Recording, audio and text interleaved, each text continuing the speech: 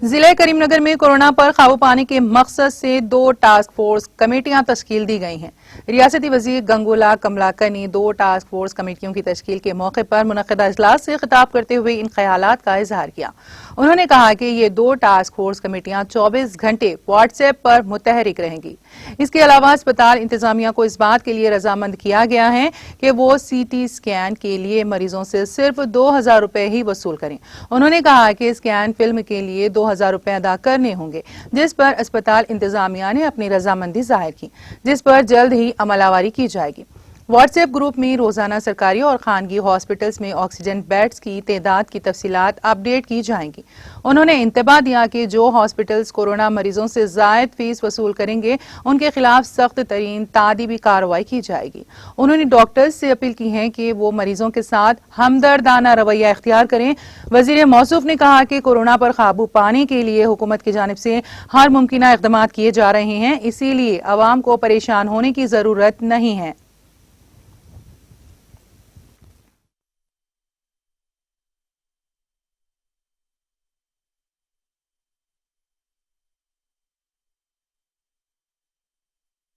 రాష్ట్ర వ్యాప్తంగా ఒక టాస్క్ ఫోర్స్ ఏర్పాటు చేయడం, అందులో అధికారులే కాకుండా గౌరవ మంత్రి కేటీ రామారావు గారు అధ్యక్షతన టాస్క్ ఫోర్స్ ఏర్పాటు చేయడం, ఏర్పాటు చేసిన మరుసటి రోజే వారు పనిచేయడం, మాకు ఆదేశాలు చేయడం, అందులో భాగంగా జిల్లాలో కూడా ఒక టాస్క్ ఫోర్స్ ఏర్పాటు చేయడం,